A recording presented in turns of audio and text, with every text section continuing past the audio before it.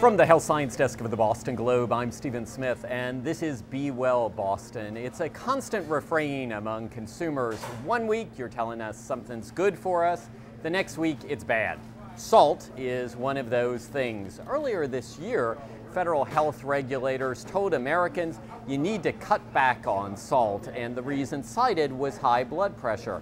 And then just a few weeks ago, another study came out that said, you know what, maybe it's not such a big deal. Reducing salt isn't that important to cut down on hypertension. So what are we to make of this sort of conflicting advice? Dr. Raj Krishnamurthy of BU and Boston Medical Center is here.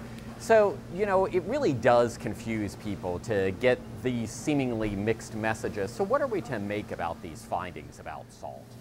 So the main finding, this study that was done in Europe, looked at about 3,000 patients, 3,500 patients who had different levels of salt intake. And then they said, all right, so do they have higher incidence of high blood pressure, heart failure, death? And the finding was contrary to what we thought. People who had low intakes of salt had had more death, actually, and we'd expect people with high intakes of salt in the study had less death. It's really hard to figure out what to do with this information.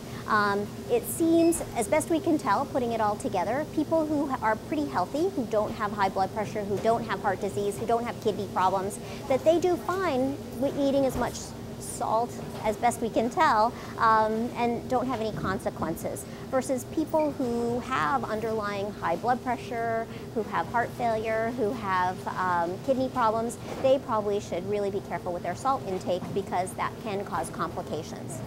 So you hear this research and there's a temptation to just take it all with a grain of salt, whether it's salt or alcohol or even chocolate. So when you have a patient who comes in and says, you know, doc, last week coffee good, this week coffee evil, how do you help them understand how to navigate this terrain? So this part's really tricky. It's tricky for physicians also in trying to figure it out because there's constantly studies coming about, and it's really important to understand what's an association, what's a cause and effect, and what's just, you know, it seems to be associated, but there's not a cause and effect relationship.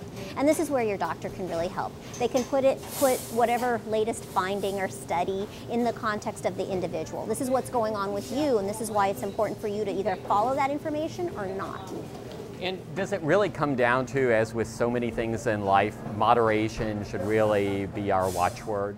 So I think that's a really good approach to everything. Take everything with a grain of salt. Be very cautious. Nothing in extreme, and that's usually the advice I always give. Nothing in excess, everything in moderation, and keep a good weight, healthy weight. Keep your weight in a healthy range, and good amounts of exercise every day. Dr. Raj Krishnamurthy of BU, thanks. And for continuing health news, stay with boston.com/health and the Daily Dose blog at boston.com/dailydose.